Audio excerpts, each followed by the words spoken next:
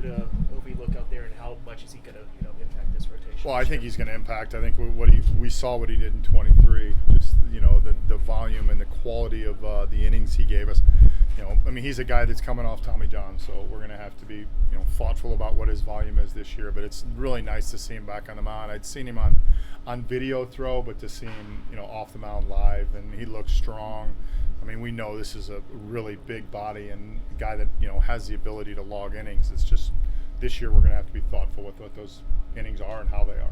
How cool was it to see him throwing to Endy, a guy who's also coming back from Tommy? Yeah, it's very good. Anytime we get our rehab players, using rehab from last year, players back on the field and healthy, and both of those guys to see the energy they have, it's kind of there's some good symbolism that they're throwing.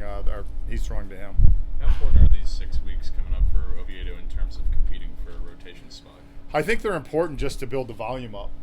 That's the most important thing, because we know going into the year that we're going to have to make sure that we monitor what the volume is. But just to see him healthy and see him back in games is the most important thing. Would you say he's part of that competition for the rotation, and how do you view things this early in camp for how that rotation is going to be comprised? I would say I'd like to see him go step by step. Today was the first step of seeing him. He needs to face hitters.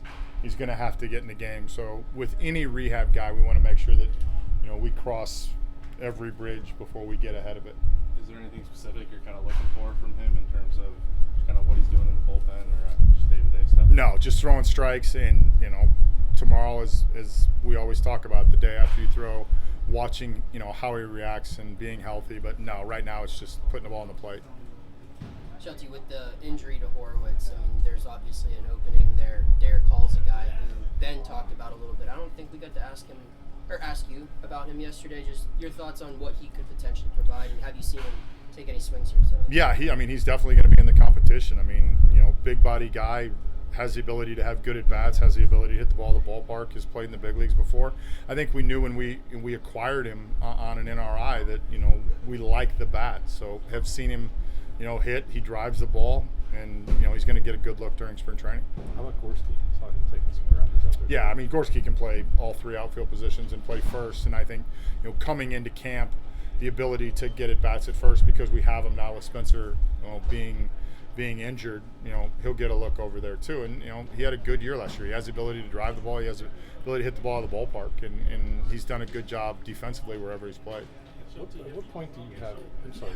What point do you have conversations with guys that you're interested in trying at first base? Do you wait until the weekend, or do you do that? Do you want to have that ready by the first full workout?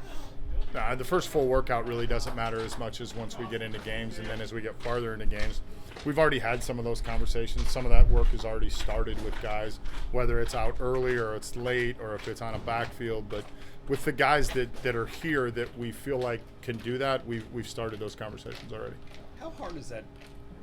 Reynolds did it last year, and took some ground balls. And I remember it was you or Ben yesterday. So he's just a good baseball player and he can do that. But for a normal player, how hard is it for a player that doesn't play first base to go to first base? I think of that Moneyball scene where Wash goes. It's incredibly hard. Yes. What is that transition like for a non-first baseman? Well, I think if you go back to that scene, and Wash is right, everybody thinks, you just stand at first and you catch the ball. There's so many other factors to it. The glove work around the bag, number one. That's the most important thing.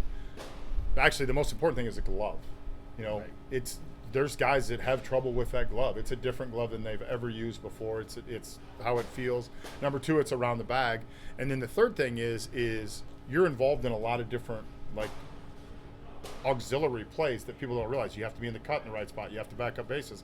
And when you're naturally not a first baseman, you have the tendency to stand and watch and to realize where am I supposed to be? It's why it's so impressive what Tree did last year, because of the fact that he understands it. But even for middle infielders, it's kind of hard to realize I can't just watch the play. Shelty, the last couple of springs, you've mentioned activating runners on the bases, whether it's steals, hit and runs, and so on. It hasn't really translated into the season. What's your thought process now on that, given every group is going to be different? Yeah, well, every group is different. I think there were times last year I wish we would have been a little bit more active. Some of that has to do with situation of the game. Some of it has to do with personnel. But I do think in spring training we will try to be as active as possible once we're comfortable with where guys are at in their legs. The other thing in spring training is it's hard. Is like guys get 40, 50 at bats, and some of the situations that are created, just like defensively, you really never run into them. So we have to try to create them as much as possible. Have you had a chance to watch Konnor Griffin take some swings at all so far, and how would you just assess his overall swing progression? Because obviously that was like the big talking point. Yeah, I think it's still a work in progress. I think he's definitely taken strides forward. But I mean, when you look at Konnor, that's what they look like. I mean, that's a big body kid.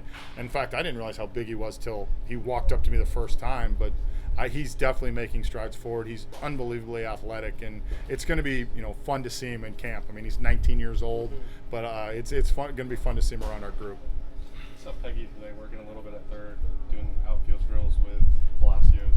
Is he a guy that can kind of move around like a couple of the other guys you have on the team? Yeah, we're going to get a good look at him at short, but he needs to be able to play the other positions in the infield. And I think in the outfield, he was just actually working on his glove work. So, if any time they can work on glove work, that's specifically from the little bit I saw of what he was doing.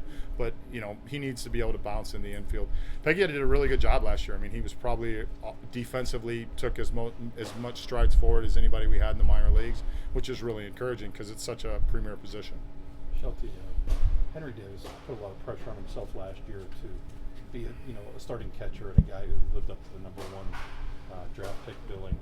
How much have you seen maybe a change in mentality that he's kind of learning how to be a pro, learning how to pace himself and do things that he can be successful long term? Yeah, I think you have to learn that. I mean, Henry has the 1-1 moniker on him, and I do think he put some pressure on himself and tried to do a little too much.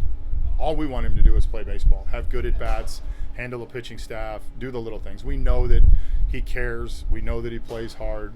He's performed at every level in the minor leagues, and it will translate to the big leagues. But right now, it's just taking a step back and focus on the day-to-day. It's really good to see how he's approached his offseason and how he's approaching, the first couple days at camp. Do you find that like a guy who's putting pressure on, like the undue pressure on himself?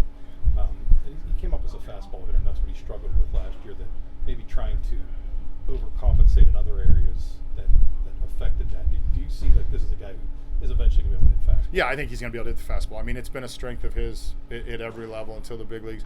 I think one of the things we need to realize, not just with Henry, but with all guys, is focus on your strengths. I think we have a tendency in this game, especially offensively, and have been guilty of this as a hitting coach, is we want to spend so much time working on our weaknesses that we get away from our strengths, and we just need to make sure that Henry gets back to our strength. He gets back to his strengths. Shelly, one more going back to Ovi. TJ has become more prevalent, the medicine's better, the rehab's better. Can there be a danger in maybe taking the rehab for granted? And with Ovi, do you have to sort of play, I don't know what his mentality is like, but I would imagine he just wants to go as fast as he can, as quick as he can. Yeah. Is there still a part of you, the staff or TT, that somebody has to say, whoa, and be mindful that, hey, yes, you're going to have a good outcome, but you still have to kind of take all these steps. Yeah, and I mean, Ovi's one of those guys that will go fast because he's big, he's strong, he's dominated his rehab. It's our job as an organization to make sure that we talk about those things specifically, because there's going to be really good days where he's going to want to go really fast, and then there's going to be hiccups along the way. We have to be kind of the voice of reason throughout of like, all right, we've seen this happen before. We have to trust our medical group. We have to trust, the conversations that TT has, and make sure that we're putting him in the right position so we can build him up throughout the year. But you also have a really competitive, you probably have harder choices maybe towards that 4, 5, 6 spots in your, when you're trying to figure out your rotation than you had. He knows you got a bunch of young arms. Have you had conversations with him to be like, yo, let's just focus on today. Don't worry about what it's going to look like in 6 weeks or 8 weeks. Right. Our conversations have been exactly that. Let's focus on your bullpen today. Let's focus on when you throw a live BP. Let's focus on when you get into a game. Let's not try to get our head of ourselves. Guys that dominate their rehab like he did, they start to feel good and they want to move fast. We have to make sure, again, that we take each step as it is. Thanks, Shelton. Thanks, Shelby. Thanks, Shelby.